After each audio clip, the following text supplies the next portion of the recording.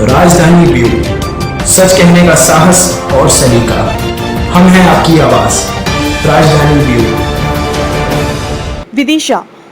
विदिशा नगर की रामलीला क्षेत्र में नदी के किनारे झुग्गी झोपड़ी बसाकर सैकड़ों लोग निवास करते हैं। उनमें से एक लक्ष्मीबाई बचपन से ही विकलांग है। वहीं 9 वर्ष पूर्व पति का देहांत हो गया था। छोटा सा बच्चा भिक्षावृत्ति का अपना और अपनी मां का पेट भरता था। समाज सेवी मनोज कौशल और व्यापारी गणों के सहयोग से उक्त महिला को रोजगार उपलब्ध कराने के लिए एक गुमटी बनवाकर दी थी।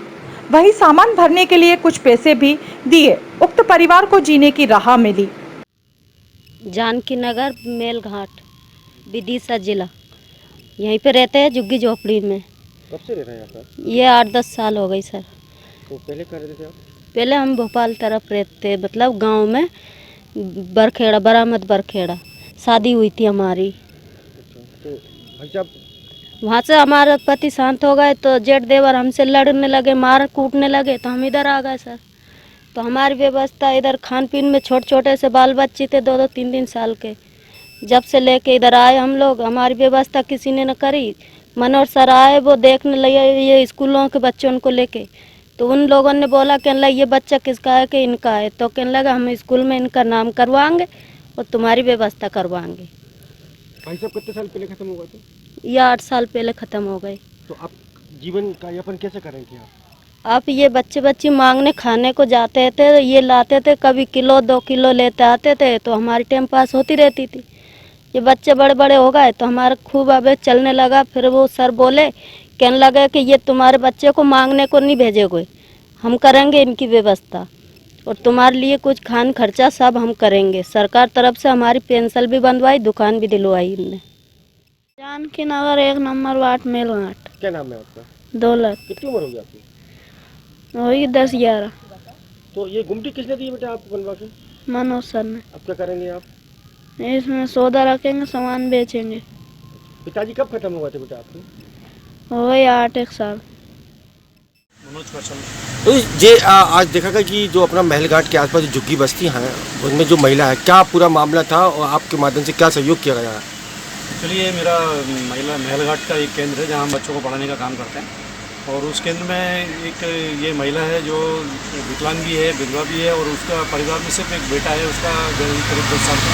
तो परिवार में उसको कोई भी नहीं है। तो मैं जब पढ़ाने यहाँ जाता था तो मैंने देखा कि इसके यहाँ बड़ी बुरी दशा थी और बच्चा भिक्षावृत्ति करके अपने परिवार का पालन पोषण कर रहा था। तो फिर मैंने उसकी एक पोस्ट इसमें अपना जो व्यापारी परिवार है भारतीय ग्रुप, उसमें मैंने डाला था।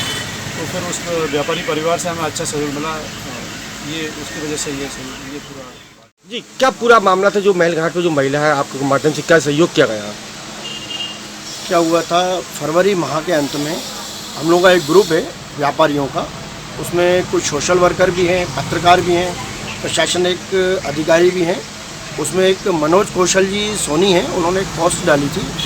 एक विकलांग महिला है। अच्छा देखिए, आप विकलांग भी है, विधवा भी है और गरीब भी है और वंचित समाज से भी है, बंजारा समाज से।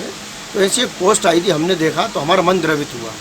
हमें ये लगा कि इस महिला की मदद करना चाहिए। तो उस ग्रुप में जब मैंने वो पोस्ट देखी तो पोस्ट देखने के बाद मैंने, हमारे ग्रुप एडमिन राजेश जी जैन हैं, मैंने उनसे कहा कि भाई साहब इसकी अपने को कुछ मदद करना चाहिए।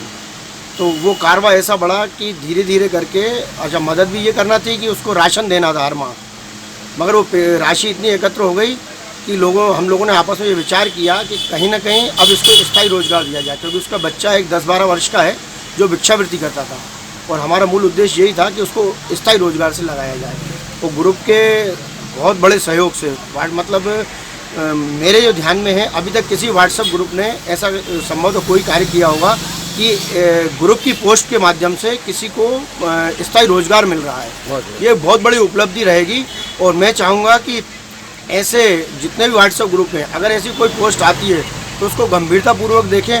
हो सकता है कि हमारे छोटे से सहयोग से, मतलब अल्पकाल के सहयोग से, अल्प धन के सहयोग से उसका जीवन बन सकता है। विदिशा से कमल रेखवार की रिपोर्ट। राजधानी ब्यूरो, सच कहने का साहस और सलीका। हम हैं आपकी आवाज, राजधानी ब्यूरो।